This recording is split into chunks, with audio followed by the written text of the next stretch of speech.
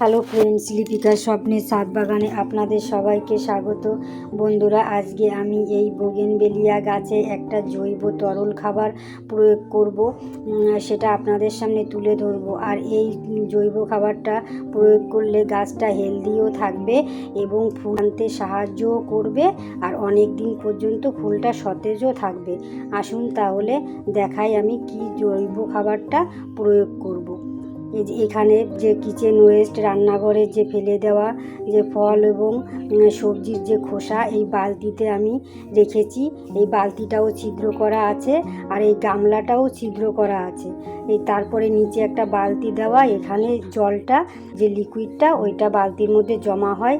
এই লিকুইডটাই আমি গাছে প্রয়োগ করব। আর এর সঙ্গে আরও কি মিশিয়ে আমি প্রয়োগ করব সেটা আপনাদের সামনে আমি তুলে ধরব। সবজি ও ফলের খোসার মধ্যে থাকে ভিটামিন, মিনারেলস ও প্রয়োজনীয় মাইক্রোনিউট্রিয়েন্টস থাকে। এছাড়াও নাইট্রোজেন, পটাশিয়াম, ফসফরাস সবই থাকে। তাই এইটা গাছে প্রয়োগ করলে গাছটা হেলদি থাকবে। 1 লিটার যে লিকুইড তরল পদার্থ নর্মাল জলের মধ্যে মিশিয়ে নিয়েছি, আর মধ্যে দিয়েছি সর্ষের যে খোল ভেজানো জল, তারপরে আর কলার খোসা যে ভেজানো যে জলটা ওটাও আমি দিয়েছি।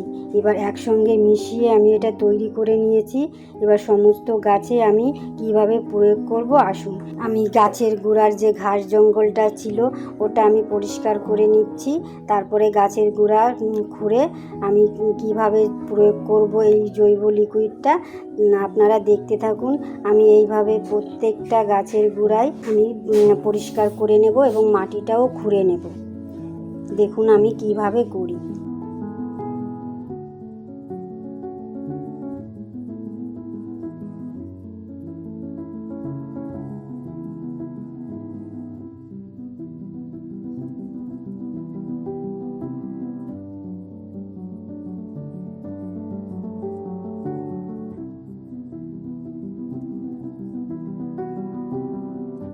আমি এইভাবেই বাগানের প্রতিটা গাছের পরিচর্যা করে থাকি বন্ধুরা। দেখুন আমার গাছের যে ফুল কত হয় এবং সবজিও আমি অনেক পাই, সেটা তো আপনাদের সামনে দেখিয়েই দিই। আর এইভাবে আমি করি, আপনারাও এইভাবে করতে পারেন। দেখবেন আপনার ছাদটা ফুলে আলো করে রাখবে।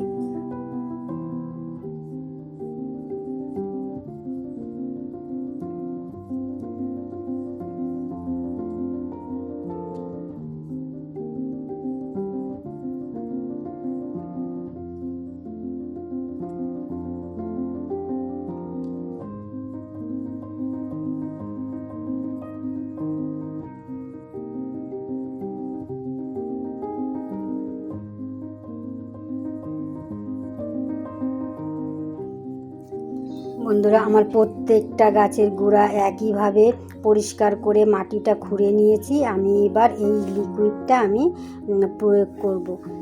বন্ধুরা, এইভাবেই এই লিকুইডটা প্রয়োগ করবেন, দেখবেন এরকম গাছ ভর্তি ফুল পাবেন এবং গাছের ফুলটা অনেক দিন পর্যন্ত সতেজও থাকবে আর প্রচুর ফুল হবে গাছ ভর্তি।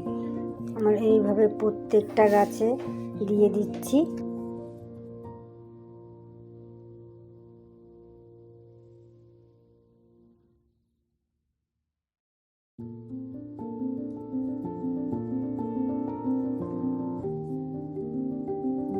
বন্ধুরা, আমার প্রত্যেকটা গাছে দেওয়া হয়ে গেছে।